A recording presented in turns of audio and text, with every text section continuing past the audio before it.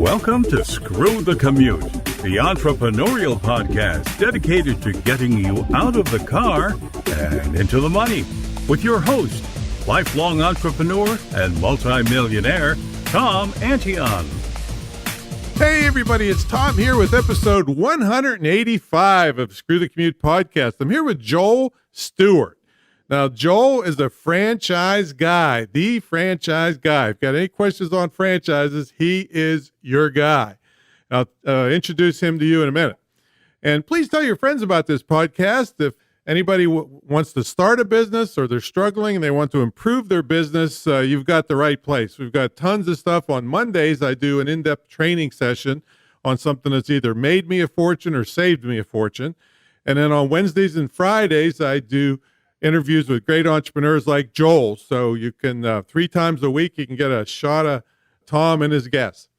Now, our podcast app's in the Apple Store. You can go to screwthecommute.com/app. That's APP, where we have complete instructions to show you how to use all the fancy features so you can take us with you on the road and save your favorite episodes. And I mean, if you're in the car, you're listening, and then the phone rings, it'll stop. And then you do your phone call, and then it'll start playing the podcast right where you left off. Just all kinds of good stuff there. So check that out at screwthecommute.com/app. And I got a big freebie to thank you for listening to the podcast. It's my $27 ebook, How to Automate Your Business. And just one of the tips in this ebook has saved me over, listen to this, 7.5 million keystrokes, and certainly carpal tunnel. It's called How to Automate Your Business, and it's allowed, all the things in there have allowed me to handle up to 150,000 subscribers and 40,000 customers without tearing my hair out. So check that out at screwthecommute.com/automate free. Screwthecommute.com/automate free. And if you scroll down, I got another little surprise bonus for you that some people charge $4,000, $5,000, and $6,000 for, and you're going to get it right there. All right, our sponsor is the Internet Marketing Training Center of Virginia. And we're approved by the Department of Defense to participate in the MyCAA Military Spouse Scholarship Program. Now, just as my thank you to veterans, and we give, in the school, we give a $9,500 scholarship to military spouses, veterans, law enforcement, and first responders. That's just from the school. And then, if you're an eligible military spouse, the DOD gives you $4,000 towards your education. So you can get a total of $13,500 towards your education. And this education with internet marketing is totally portable. In fact, the Department of Defense demands that it's portable so you don't get screwed over taking crappy jobs every time you get deployed somewhere. You can check all that out at imtcva.org. That's Internet Marketing Training Center Virginia.org/military. Now, just because it's in Virginia doesn't mean you can't study anywhere. It's a distance learning school. So anywhere you can get an internet connection, you can participate. And of course, we'll have everything we talk about in the show notes. This is episode 185. So to go directly to the show notes, you go to screwthecommute.com/185. You can see all Joel's stuff and all our links that we talk about. All right, let's get to the main event. Joel Stewart is a military veteran, engineer, MBA, and certified franchise consultant with the International Franchise Professionals Group and founder of the International Franchise Marketplace. His franchise consulting business is focused on 2 niches, military veterans and international franchise marketing. And any questions you have about this, he is your guy. Joel, are you ready to screw the commute? The commute, that is. Yes, very much so. All right, man. Well, it was great meeting you. I think you were referred to me by Stephen Kuhn, who is a great guy I've met, a veteran, and he said, hey, this is the guy. You got to talk to this guy. So tell everybody what you do now, and then we'll take you back, see how you came up through the ranks. Sure, yeah. So what I'm doing now is I am a certified franchise consultant. And the main thing that I do here in the United States is I find people that are looking for either a way to break out of where they are, investment opportunities, or people looking to either transition out of their job and into their own business, or perhaps they're unemployed looking for a business or transitioning out of the military. looking for what their next step is going to be. And I'm basically like a headhunter. Like, you know, how Hmm. you have W-2 headhunters that go around and they try to find you job placements. I do something very similar for franchisors. I work with about 400 of them, and I try to find them franchisees. So I'll meet with people, I'll learn about their goals, their financial situation, their background, their history, and then I'll take that and I'll try to find what are the best matches to try to get them where they want to go in the budget that they have through using franchise business ownership as a vehicle. So tell everybody what you feel the big benefits of franchises are. Well, it's something that is proven. So there's a bunch of benefits. I was actually talking with somebody yesterday about this, and he's like, you know, I kind of see franchises as like a cookie. You can go to the store and you can buy this pre-baked cookie that is regular, it's standard. You know it's going to be good, or you can go and put in the work and make your own cookies at home. It's kind of hard to mess up the pre-made cookie. You just take it out of the box and eat it. And that's really kind of what franchising is for businesses. You have these businesses; they're proven in multiple markets, sometimes hundreds or thousands of markets.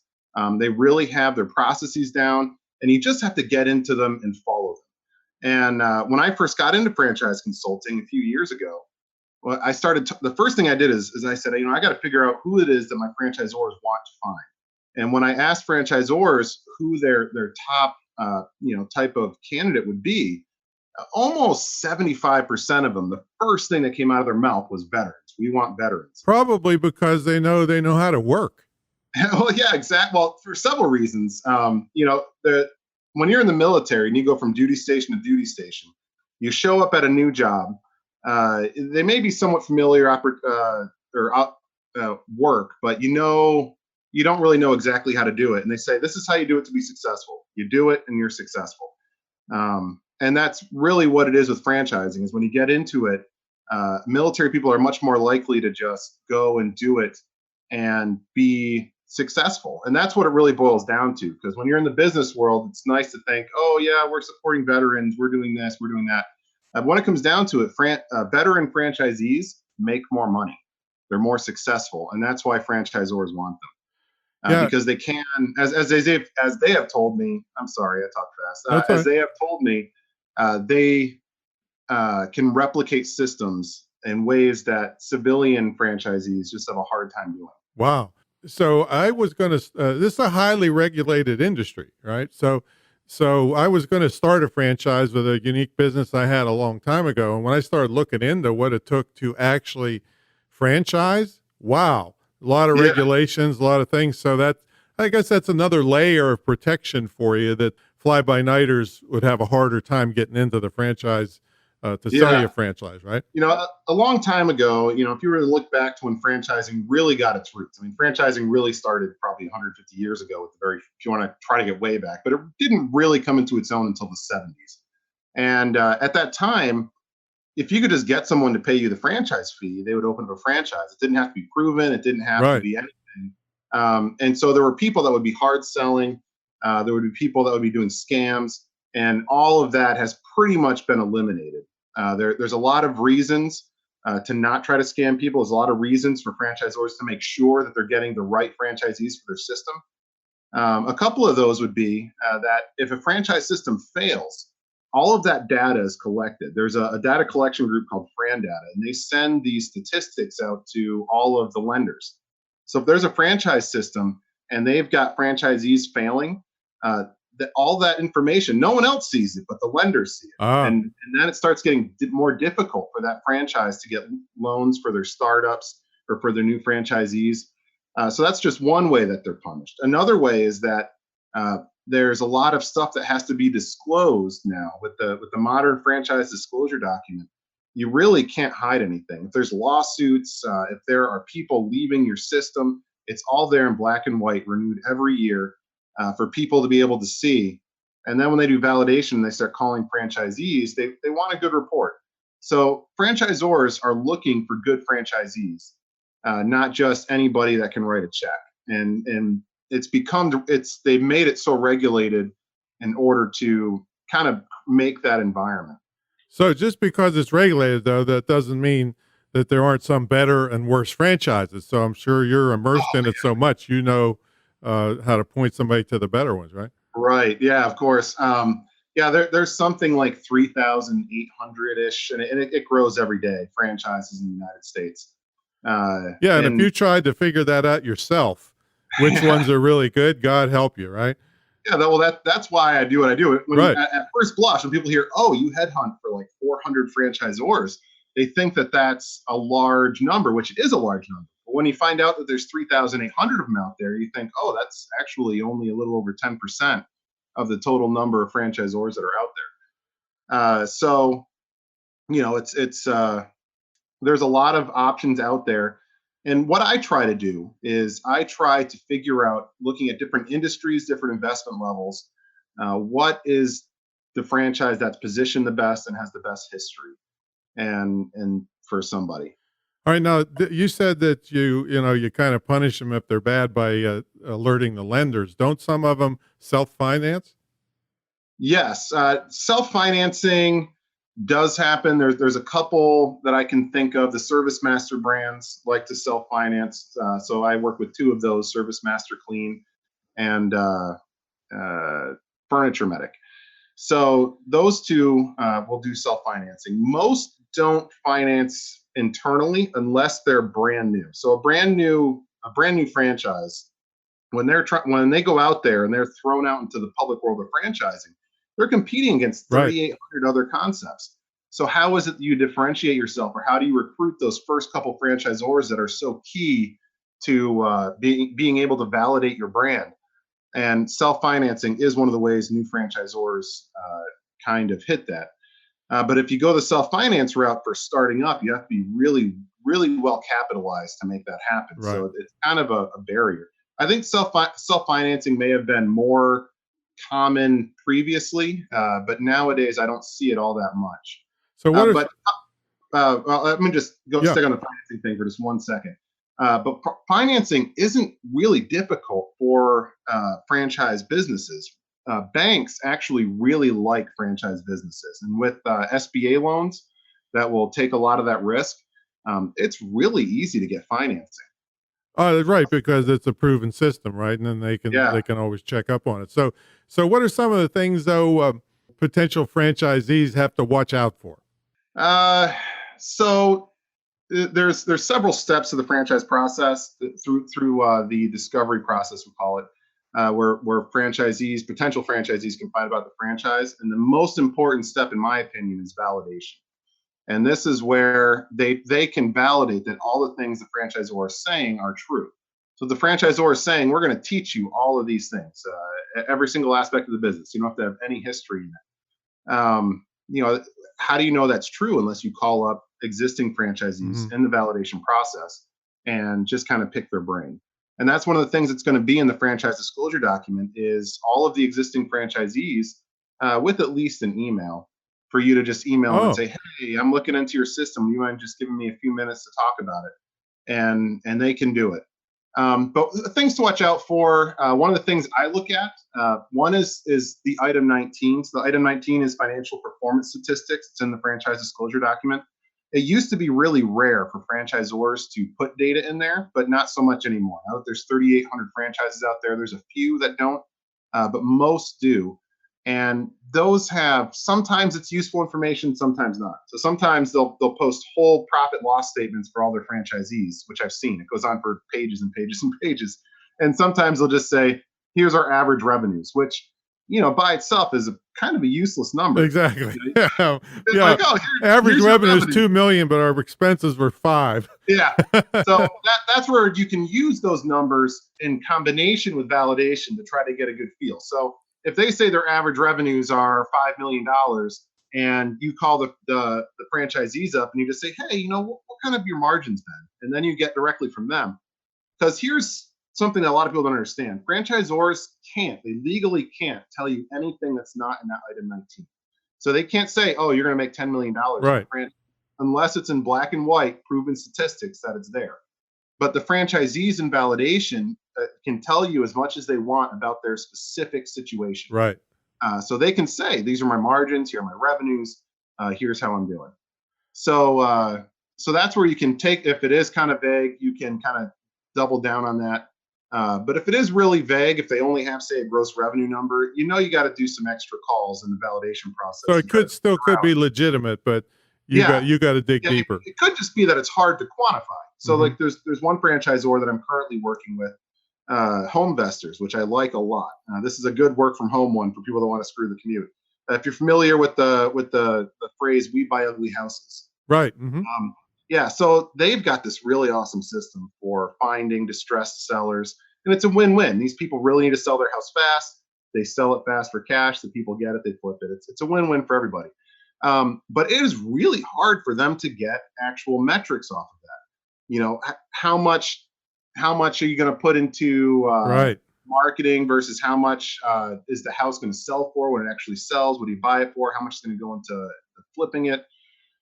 They could put out these really exhaustive surveys to all their franchisees and try to compile the data, but it's just difficult. And so in those cases where gathering the data is just difficult, you have to put extra work into the validation process with just making sure that you do make the phone calls or that send the emails and get a good feel from the franchisees. So what's the range of Um, investments that people need to make to oh, do a the range of franchise? investments, it really varies. So say like Service Master Clean, they do commercial cleaning they do 80% internal financing. So for a veteran, it's somewhere between 5 and 6 thousand out of pocket. Hmm. I've got another one that's really inexpensive, American Express Cruise Planners. For They have a veteran discount and internal financing. You can get out 3,900 out of pocket, and Hmm. then I work with my favorite brand that I work with only because it was my favorite restaurant in college, Bennigan's.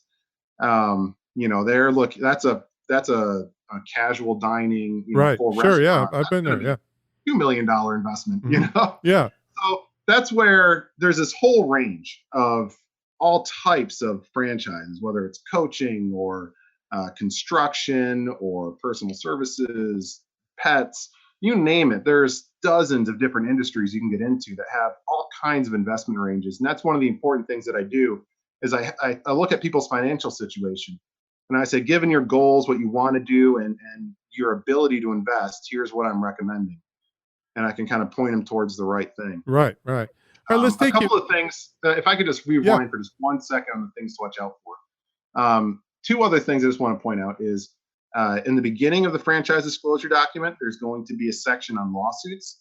And that's an important thing to look at. If there are all kinds of lawsuits and you see that the franchise is paying out millions and millions in lawsuit settlements, might be something to be wary of. Hmm. And then the other thing is in I think it's item 20 of the franchise disclosure document, there's a list where they talk about the overall franchise system. They'll say, here's how many units we have over the last 3 years. We've added this many. We've lost this many. We've transferred this many. So yet the two numbers to look at there, in my opinion, are the losses and the transfers.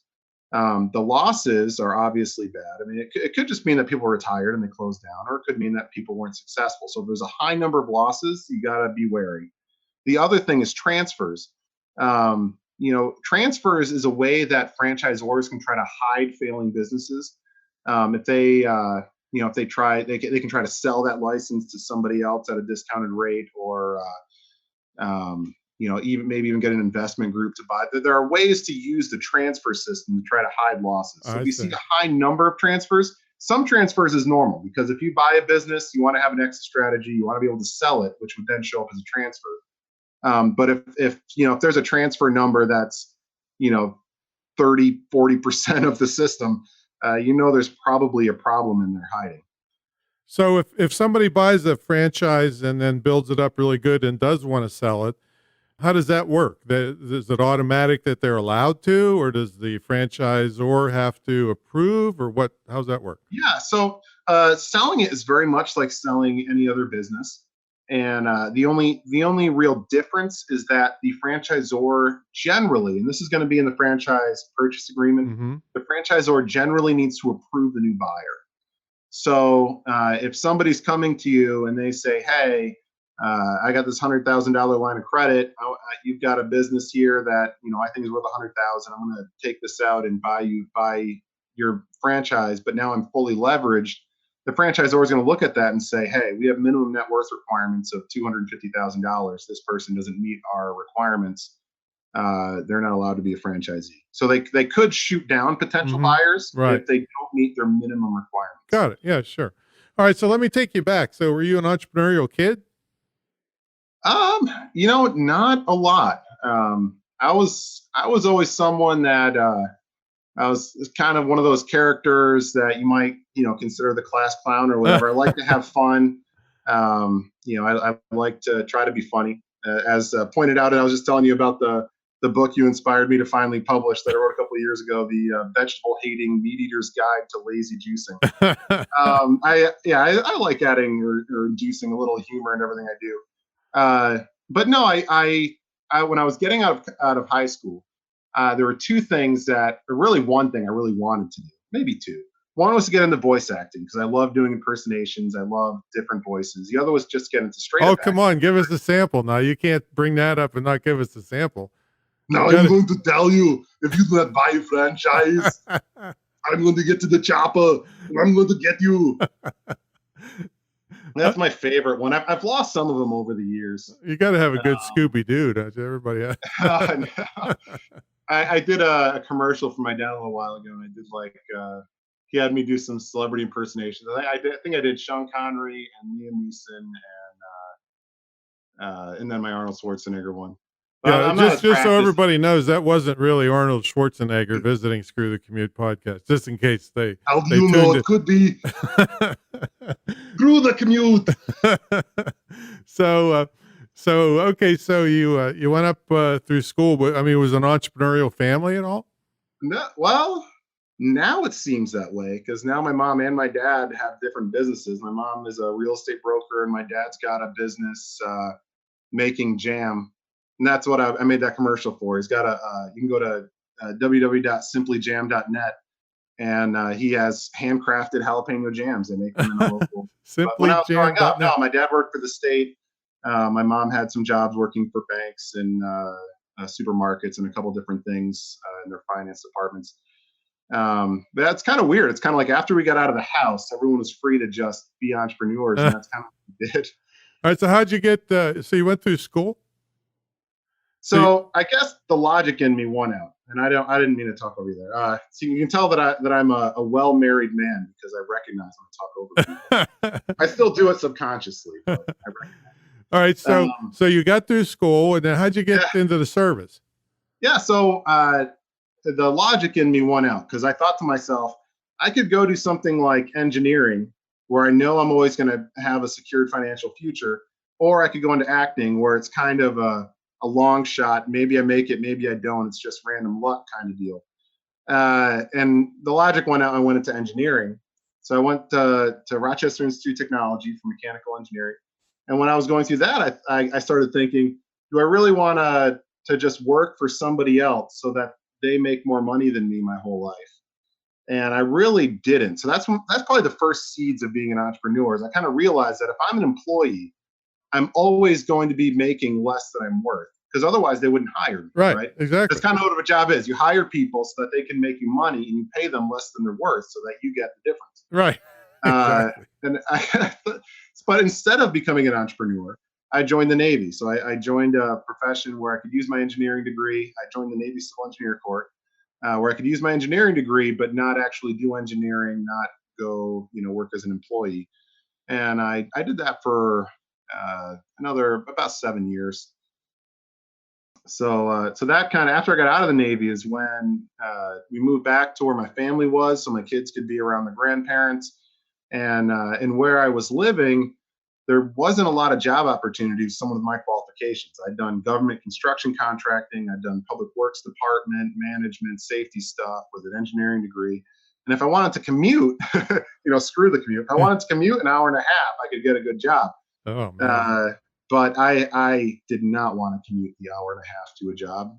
So I started looking at what I could do where I wouldn't have to have that drive. So the natural thing was to get into real estate. That's what my mom was doing. So I got my MBA, and then I went into real estate into commercial real estate. And my first listing had a potential business for sale. And I was like, well, I don't know at all anything about selling businesses. So I started looking into becoming a certified business intermediary through the International Business Brokers Association. Started on that track, and that's where I discovered franchising. And then it just kind of clicked. When you find something that you're passionate about, that you enjoy, I just decided to start putting my energy towards that. So I still dabble a little bit in commercial real estate. I don't really do much in business brokerage anymore, but the franchising stuff, I discovered I really liked it. I really like helping people. I like that I'm a 100% value added member of the team because I don't cost anybody any money. Right. Yeah. You're paid by the franchisor, right? Yeah. So I help them accomplish their dreams and goals. And if I successfully do that, someone else pays me to do it. It's like an affiliate, basically. It doesn't cost the end user anymore, but you get paid from the seller. Yeah. So that's exactly how it works. So I enjoy that arrangement. I like just helping people and having someone else pay me to help them. So that's what I've really sunk myself into. That sounds good. So we got to take a brief sponsor break. And when we come back, we're going to ask Joel what's a typical day look like for him and how he stays motivated. So, folks, since this is Vetrepreneurs Month, as Joel is here as part of Vetrepreneurs Month, I want to tell you a little bit more about how my school supports military families and how our training can help them. I mean, first of all, we give a 50% or a $9,500 scholarship to thank them for their service. And this applies to active duty or veterans. And then for eligible military spouses, the DOD gives them an additional $4,000. So the reason this is perfect for military families, and I know this firsthand living in the Virginia Beach, Norfolk area, where we got probably the biggest collection of military in the world. Spouses around here normally have to take crappy jobs at lower than average pay because employers know they're going to get deployed. So the employers don't want to invest a lot of money in people they know are going to be leaving. So then the spouse gets deployed and has to find another crappy job in a new location. This really sucks. So with internet marketing training, companies don't care where you live. I mean, you can still be handling social media and email marketing and shopping cart stuff and customer service and all the other things every business on earth needs. And not only that, you can study at home with no expenses for books, travel, or childcare. I mean, it's perfect for military families. And another thing, you can also sell your own products and services with the exact same skills you learn. So check it all out at imtcva.org/military. Of course, that'll be in the show notes. And then give me a call. I'd really be thrilled to support your military family and tell you all about it. All right, let's get back to the main event. Joel Stewart's here, and he is a franchise guy. He's going to tell you he's got 400 potential franchises. He could help you pick the right one for your situation, your skill sets, your financial situation. And so, Joel, what's a typical day look like for you? A typical day is I roll out of bed and get to work. All right. My days kind of fall into those two niches that you said when you announced or introduced me, I should say, is coordinating with veterans and working in my international marketing. So a lot of it is coordination or consulting calls. So when I get a consulting call, usually I try to have someone before that call fill out a profile. Mm-hmm. I'm a certified franchise navigator. So they have a profile called Connect Me. And it's basically, if you've ever done like a disc profile, it's kind of like that, but it's geared towards franchise. Sure. Yeah.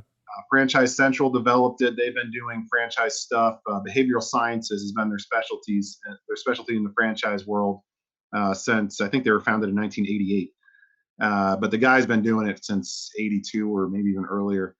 But they've got this great system. They've got about 100 franchisors that have profiles set up in the system to identify high-performing candidate profiles. So when people fill it out, I'll get notified if they match the high-performing profile for any of their specific franchises. But if not, I can read the profile and get a good feel for kind of their drive, their sales style, their team building aptitude or preference, and their need to have what they do matter in some greater sense, or their desire just to make money. So it kind of breaks it down for me and allows me to connect them. Normally that costs like $50, but as a certified navigator, I pay the money up front and I'll just allow people to take it for free. So for any of these resources, actually a good chance for me to just talk on my website for a second. Yeah, yeah. I want you to Yeah, put it in the it's show notes. integritycommercial.biz. Say it again. Integritycommercial.biz. Okay, that'll be in the show notes for everybody. And what will they find there? So what they're going to find is they're going to find a couple of things. They're going to find a browsable franchise list that has most of my franchises. So not all the franchises I work with are there, but probably 95% of them. And they can go through by type, if they want to look for work from home, if they want to look for something in the pet industry or education or business support, that kind of stuff. They can browse by topic and just kind of look through the different franchisors I work with. The second thing I have is I have a funding tool that's powered by Benetrends. So Benetrends, Entrepreneur Magazine just ranked them number 3 in the franchise lending category, which is pretty big. I work with most of the top couple, actually. Fran Fund was number 1. I work with them. But Benetrends has this great funding tool that you can go through and you can kind of put in your financial information. It'll tell you what you're pre-qualified for right there based on the information you put in. So that's, I think, is a really great tool for people looking to try to figure out what size investment they might qualify for. Mm-hmm. And then the last thing is I've got some extra little information there and a link to schedule a franchise consultation. And in that link, you'll get another link to this profile, the Franchise Navigator profile. And this, it only takes about 10 minutes. And it really does give me a great breakdown of where you are. There's an intake survey involved, so I'll know kind of where you are sitting financially, what your goals are, and also your profile, which I can then, correlate to everything. So anyway, so this all feeds into my average day, right? So that's what a franchise consultation looks like, is hopefully you'll have taken that survey.